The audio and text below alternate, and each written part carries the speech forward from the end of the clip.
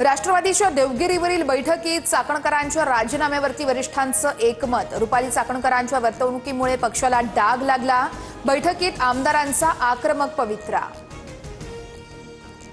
खरात विरोधातील नाशिकच्या सरकारवाडा पोलीस ठाण्यातील गुन्हे एसआयटीकडे वर्ग। भोंदू खरातच्या ओकस ऑफिसमध्ये एसआयटीकडून चौकशी। फॉरेन्सिक टीमकडून खरातचं ऑफिस सील। भोंदूबाबा अशोक खरातवर आणखी एक गुन्हा दाखल। नरबळी आणि अंधश्रद्धा निर्मूलन कायद्याअंतर्गत कारवाई। भोंदू खरात विरोधात आतापर्यंत 8 गुन्हे दाखल। भोंदू खरात प्रकरणातील अज्ञात तक्रारदारासोबत टीव्ही9 मराठीच्या प्रतिनिधींचा संवाद। खरातने खोट्या विधी दाखवून जासूदला 5 कोटींना फसवलं। नकली साप आणून 20 ते 25 मिनिटं खांद्यावर खेळवायचा अज्ञात तक्रारदाराचा दावा। भोंदूबाबा खरातला नाशिक प्रशासनाकडूनच बंदुकीचा परवाना। खरातच्या फार्म हाऊसवरून 21 काडतुसं जप्त। त्याने 5 काडतुसं कशासाठी वापरली याचा तपास सुरू। स्वतःला अंकशास्त्रज्ञ सांगणारा भोंदू खरात 10वी नापास। भोंदू गावातून अंडे चोरून विकायचा। गावकऱ्यांनी सांगितले किस्से तर कहांडळवाडी ग्रामस्थांकडून खरातचा कोंबडी चोर असा उल्लेख। भोंदू खरातच्या शिवनिका संस्थांचे बँक अकाउंट सील। खरातच्या कुटुंबियांच्या नावावरती असलेल्या जमीन घर दुकानांची चौकशी। नोंदणी विभागाकडून राज्यभरातील मालमत्तेचा शोध सुरू। मातोश्रीच्या मॅडमच्या आग्रहाखातर खरातला पाण्याची जोडणी।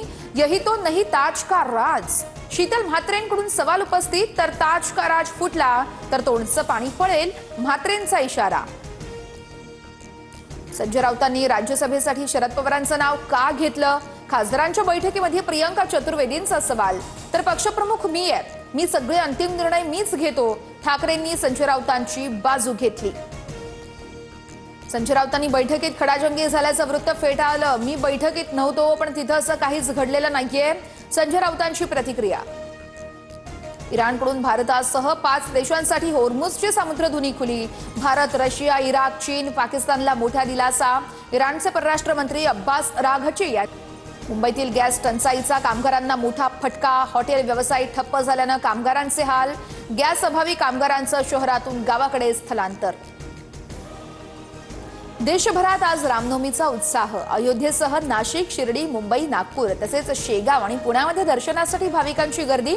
अनेक ठिकाणी शोभायात्रा काढण्यात येणार। पोलिसांचा कडेकोट बंदोबस्त। मुंबई पुणे एक्सप्रेस वेवरील मिसिंग लिंक मे महिन्यात वाहतुकीसाठी खुला होणार। प्रकल्पाचं 97.7% काम पूर्ण। लोणावळा घाटातील वाहतूक कोंडीतून कायमची सुटका मिळणार।